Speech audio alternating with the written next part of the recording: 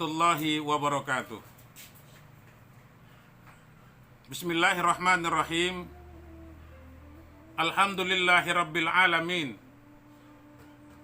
Allahumma salli ala Sayyidina Muhammad wa ala ali Sayyidina Muhammad. Rabbi shrah li sadri wa yassir li amri wahlul 'uqdatam min lisani yafqahu qawli. Bersyukur kita kepada Allah. Salawat dan salam kita kirimkan kepada junjungan Nabi besar kita Muhammad sallallahu alaihi wasallam. Allahumma shalli ala Sayyidina Muhammad wa ala ali Sayyidina Muhammad. Salah satu kewajiban yang harus ditunaikan oleh orang yang melaksanakan ibadah puasa itu adalah kewajiban membayar zakat. Zakat apa yang dimaksud? Adalah zakat fitrah. Secara umum, tujuan zakat fitrah itu atau zakat itu adalah untuk meningkatkan perekonomian para fuqara wal masakin, untuk meningkatkan taraf hidup orang yang kurang mampu dari sisi perekonomian. Kenapa demikian? Karena Allah sudah ingatkan kepada kita di dalam surah An-Nisa, kata Allah Subhanahu wa taala, wal yakhshal ladzina law taraku min khalfihim dzurriyyatan di'afa. Hendaklah kamu takut, kata Allah, bahwa ada nanti generasi di belakang kamu, mereka berada dalam keadaan lemah. Apanya yang lemah? Baik keimanan dan ketakwaannya, baik pendidikan agamanya, dan juga yang kita khawatirkan adalah lemah dari sisi perekonomiannya. Karena kefakiran akan mendekatkan seseorang kepada kekufuran. Oleh karena itu, maka kita orang yang beragama Islam di bulan suci Ramadan ini diperintahkan, diwajibkan untuk menunaikan zakat fitrah, untuk membayar zakat fitrah. Dari sisi pengertian bahwa zakat itu adalah an-nama, tumbuh, berkembang, dan juga al-barokah. Karena dengan mengeluarkan zakat itu maka akan muncul keberkahan, dan juga banyak mengandung kebaikan. Yang tidak kalah penting adalah bahwa pengertian zakat itu juga tathir, artinya mensucikan. Baik mensucikan harta kita maupun untuk mensucikan diri kita, mensucikan jiwa kita. Maka dari itu, zakat fitrah itu juga dinamakan dengan zakat puasa. Kenapa demikian? Karena diwajibkan untuk mengeluarkannya adalah di bulan puasa. Dan juga diwajibkan mengeluarkan zakat fitrah itu karena untuk berbuka.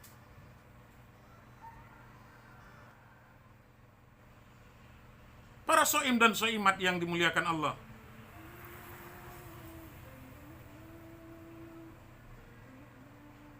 dan dalam istilah ahli fikih, zakat fitrah adalah zakat diri yang diwajibkan atas setiap individu, baik dia merdeka maupun hamba, laki-laki maupun perempuan yang beragama Islam. Tentu dengan syarat-syarat tertentu.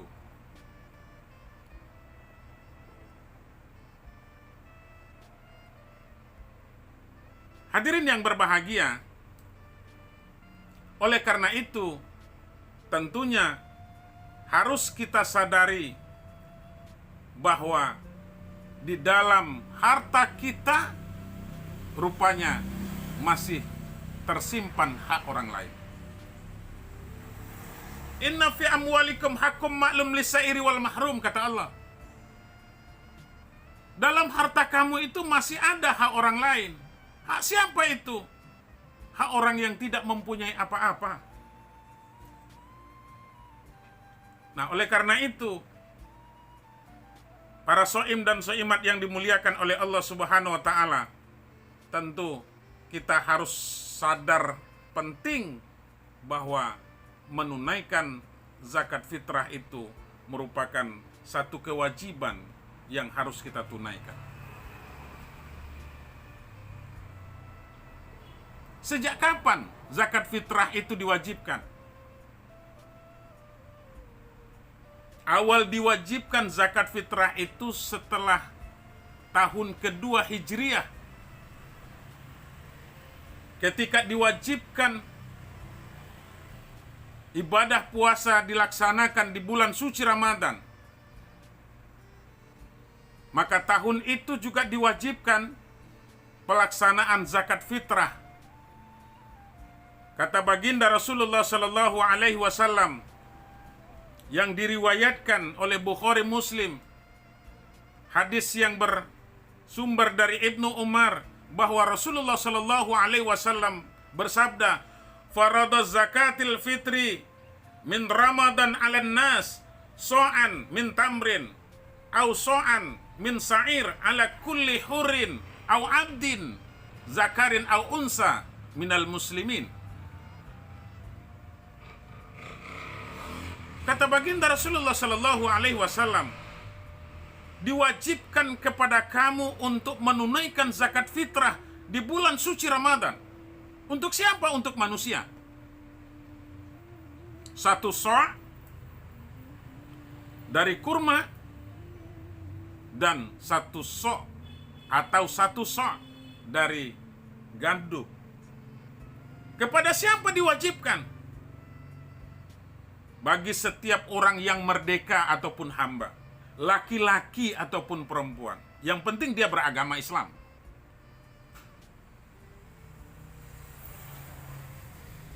Nah, jumhur ulama salaf dan kholaf menyatakan bahwa makna farada yang ada di dalam hadis ini adalah alzama dan aujaba. Sehingga zakat fitrah adalah suatu kewajiban yang bersifat pasti. Wajib kita bayar. Hadirin yang berbahagia, kemudian siapa saja yang diwajibkan membayar zakat fitrah? Tentu itulah yang dimaksud oleh hadis tadi, bahwa yang diwajibkan membayar zakat fitrah itu dari makanan pokok. Kalau di Indonesia ini makanan pokok kita adalah beras, maka wajib kita bayar dengan makanan pokok. Dan boleh juga artinya dibayar dengan uang tunai. Hadirin yang berbahagia,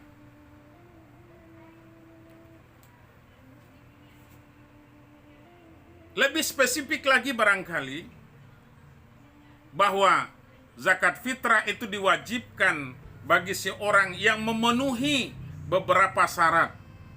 Yang pertama adalah tentu dia harus beragama Islam. Orang yang tidak beragama Islam tidak wajib membayar zakat.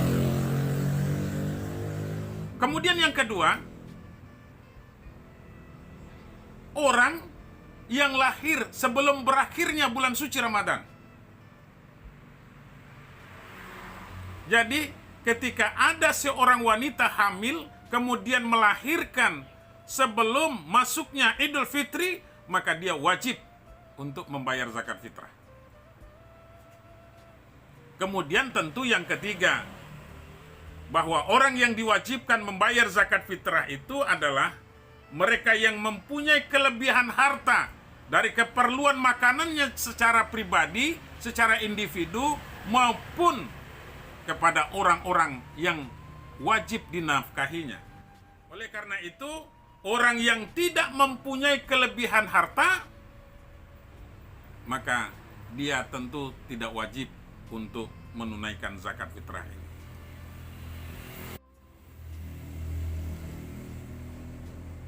Para soim dan soimat, kemudian yang harus kita pahami lagi adalah berapa jumlah yang harus kita bayar dan kapan waktu pembayarannya. Zakat fitrah diwajibkan atas setiap muslim memiliki persediaan makanan pokok melebihi keperluan dirinya sendiri dan keperluan keluarganya. Para soim dan soimat yang dimuliakan Allah, berapa kadar yang harus dikeluarkan, berapa ukuran yang harus dikeluarkan oleh orang-orang yang wajib menunaikan zakat fitrah itu? Kalau berdasarkan hadis, itu adalah satu so'. Satu so' itu kalau kita bawakan ke Indonesia, itu adalah seukuran 2,5 kilogram atau 3,5 liter beras untuk satu jiwa. Nah, oleh karena itu, karena kita menggunakan makanan pokok kita adalah beras, maka kita harus membayarkan zakat fitrah itu seukuran 2,5 kilogram atau kalau dengan liter itu 3,5 liter. Atau memang kalau harus kita uangkan, tentu harus berdasarkan berapa harga per kilo dari beras itu, tentu yang makanan pokok kita. Beras yang kita makan, yang ukuran berapa sih sekilo? Dan inilah yang patut kita bayarkan, yang harus kita wajib kita bayarkan.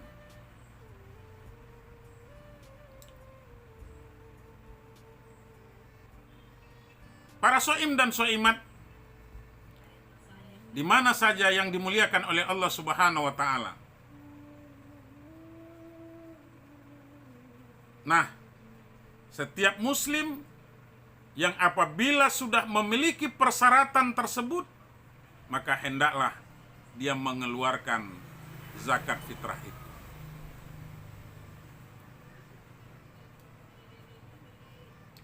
Adapun tentang waktu yang utama untuk mengeluarkan zakat fitrah, ini tentu sedikit berbeda pendapat para ulama. Yang pertama, kalau menurut Imam Bukhari yang menerima riwayat dari Ibnu Umar bahwa para sahabat mengeluarkan zakat fitrah itu 1 hari atau 2 hari menjelang Idul Fitri. Dan ini juga diikuti oleh pendapat Imam Ahmad bin Hambal dan juga Anas bin Malik. Pendapat mereka bahwa zakat fitrah itu dibayarkan 1 atau 2 hari menjelang Idul Fitri. Sementara menurut Imam Syafi'i bahwa untuk pembayaran zakat fitrah diperbolehkan mulai dari awal Ramadan, tetapi kewajibannya adalah pada malam Idul Fitri. Para soim dan soimat yang dimuliakan oleh Allah Subhanahu wa Ta'ala. Nah, berdasarkan pendapat para imam mazhab tersebut, para ulama, para fuqaha tersebut, maka dapat kita simpulkan, yang pertama, hendaknya zakat fitrah dibagikan kepada semua mustahik apabila harta zakat banyak dan semuanya. Dan alangkah lebih baik jika muzaki tersebut membayar zakatnya setengah bulan sebelum hari raya. Untuk apa? Untuk memudahkan para amil dalam mengumpulkannya, menghimpunnya, dan sekaligus membagi dan mendistribusikannya. Dan juga supaya lebih dapat dimanfaatkan para mustahik secara maksimal. Hadirin yang berbahagia, kemudian selanjutnya yang harus kita lihat, siapa sebenarnya orang yang wajib menerima zakat itu? Termasuk kepada golongan asnaf yang 8, seperti yang diungkapkan oleh Allah di dalam surah At-Taubah ayat yang ke-60. Apa kata Allah Subhanahu? Shadaqatu lil fuqara wal masakin wal amilina 'alaiha wal muallafati qulubuhum wa fir riqab wal gharimin wa fi sabilillah wa bani sabil faridatan minallah wallahu alimun hakim. Sesungguhnya zakat-zakat itu hanyalah untuk orang-orang fakir, kemudian miskin, pengurus-pengurus zakat, atau yang lazim kita kenal dengan amil. Kemudian para mu'alaf yang masih dibujuk hatinya untuk ketetapan keimanannya. Kemudian orang yang memerdekakan hamba. Kemudian gharim, orang yang berutang. Kemudian fisabilillah. Dan yang ke-8 adalah ibnu sabil atau orang yang sedang musafir.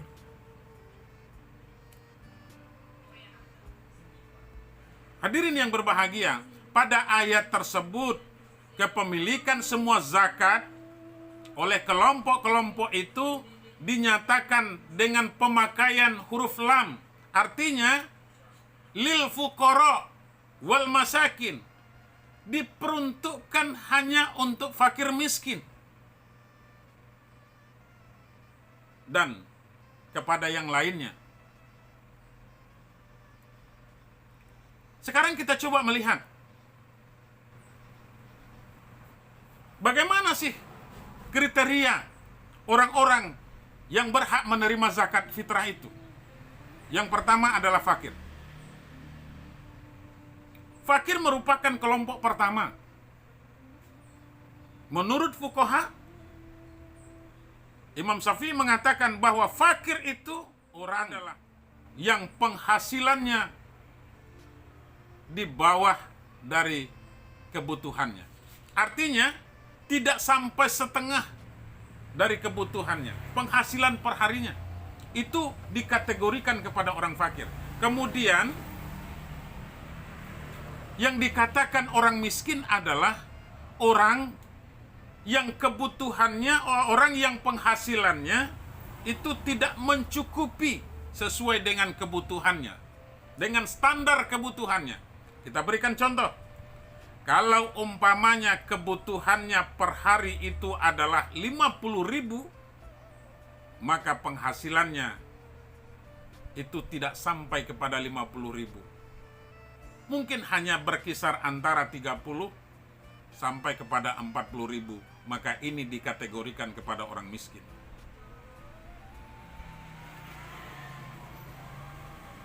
Walaupun di sini berbeda pendapat para ulama, bahwa ada yang mengatakan miskin itu lebih parah daripada fakir.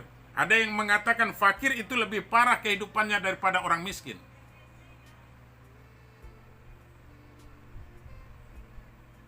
Karena termasuk salah satunya Imam Hanafi bahwa golongan mustahik dalam arti fakir dan miskin, yang pertama kata beliau adalah yang tidak memiliki apa-apa.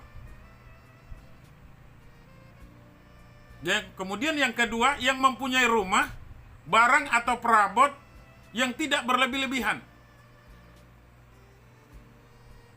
Kemudian yang ketiga, yang memiliki mata uang kurang dari ukuran nisab. Artinya, orang yang seperti ini, di samping dia berhak untuk menerima zakat dan tidak berkewajiban untuk menunaikan zakat. Yang berikutnya adalah kelompok yang ketiga yang boleh menerima zakat itu adalah amil. Amil ialah orang yang diberi tugas untuk mengumpulkan, membagikan, menghimpun, dan sampai kepada pendistribusian. Dan ini diangkat oleh para penguasa, para imam. Kita coba melihat konteks secara kenegaraan, bahwa negara sudah berbuat untuk mengumpulkan zakat itu dan diberikan kewenangannya kepada Basnas, Badan Amil Zakat Nasional. Baik di tingkat pusat maupun di tingkat provinsi sampai kepada tingkat kabupaten dan kota. Pemerintah sudah membentuk Basnas, Badan Amil Zakat, yang dapat menghimpun dari zakat-zakat, baik zakat mal lainnya maupun zakat fitrah. Akan tetapi, tentunya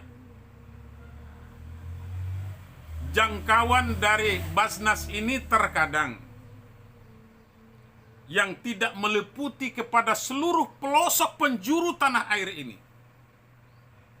Nah, oleh karena itu, untuk memudahkan proses daripada penyaluran zakat fitrah ini, maka di pedesaan, kalau masih belum terjangkau oleh Basnas, maka kepala desa atau pemimpin wilayah tersebut boleh menunjuk beberapa orang sebagai panitia zakat fitrah.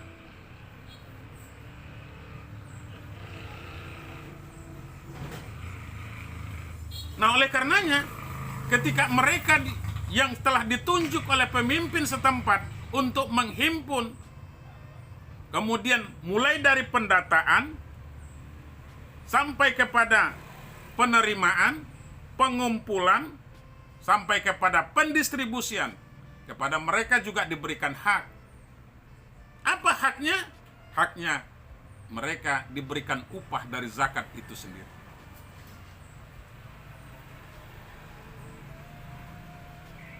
Hadirin, para soim dan soimat yang berbahagia. Kemudian yang selanjutnya adalah yang berhak menerima zakat itu mereka yang dikategorikan kepada orang yang mu'alaf, orang yang masih dibujuk hatinya, orang yang baru masuk ke dalam agama Islam, masih ada kebimbangan bagi mereka, belum tetap keimanan mereka dalam memeluk agama Islam. Maka mereka yang seperti ini berhak untuk menerima zakat, karena untuk menetapkan hati mereka dalam keimanannya di dalam agama Islam tentunya. Hadirin yang berbahagia, kemudian selanjutnya yang berhak menerima zakat itu adalah ar-riqab, seorang budak muslim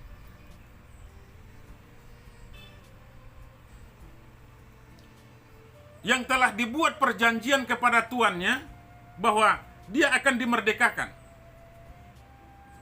setelah melunasi daripada hutang-hutangnya tentunya sesuai yang disepakati. Nah, maka orang seperti ini untuk melunasi utang-utangnya yang telah disepakati dengan tuannya supaya dia merdeka, maka dia berhak untuk mendapatkan zakat, baik zakat mal maupun zakat fitrah. Selanjutnya siapa lagi? Kelompok berikutnya yang berhak untuk mendapatkan zakat fitrah itu adalah gharim. Gharim ini adalah orang yang berutang. Baik orang yang berutang secara individual yang tidak mampu lagi untuk membayar hutangnya, ataupun orang yang berutang untuk kepentingan umum. Maka orang seperti ini, kita berikan satu contoh, seseorang yang membangun jembatan umpamanya dengan uang pribadinya, dengan harta pribadinya, tetapi dia memiliki utang karena membangun jembatan karena untuk fasilitas umum, maka dia berhak meminta zakat untuk menambah melunasi hutangnya. Yang ketujuh, orang yang berhak menerima zakat itu adalah fisabilillah. Berdasarkan hadis yang sahih bahwa fisabilillah ini adalah orang yang berperang di jalan Allah. Tetapi Yusuf Qaradawi itu menjelaskan bahwa termasuk kepada fisabilillah itu adalah orang-orang yang berjuang untuk menghidupkan ajaran-ajaran agama. Jadi setiap orang, baik seseorang yang menuntut ilmu agama, baik orang yang mengajarkan ilmu agama, maka setiap orang yang berjuang untuk kepentingan agama, maka mereka ini termasuk kepada fisabilillah. Walaupun para imam mazhab itu mengatakan bahwa yang dikatakan fisabilillah itu adalah orang yang tentunya berperang untuk menegakkan agama Allah ini. Kemudian yang kedelapan, orang yang berhak untuk menerima zakat itu adalah mereka yang sedang melakukan musafir, ibnu sabil. Tetapi syaratnya adalah bahwa perjalanan yang dia lakukan itu adalah tidak perjalanan untuk menuju maksiat kepada Allah Subhanahu wa Ta'ala. Apabila dia terlantar di tengah perjalanan, maka dia berhak untuk menerima zakat, baik zakat mal maupun zakat fitrah. Nah, hadirin yang berbahagia, kemudian apa keutamaan dan hikmah daripada zakat fitrah itu? Insya Allah ini akan kita bahas untuk pertemuan berikutnya. Demikian saja yang dapat kita sampaikan dalam pembahasan zakat fitrah ini. Lebih kurangnya mohon maaf. Wallahu muwafiq ila aqwamit thoriq. Wassalamualaikum warahmatullahi wabarakatuh.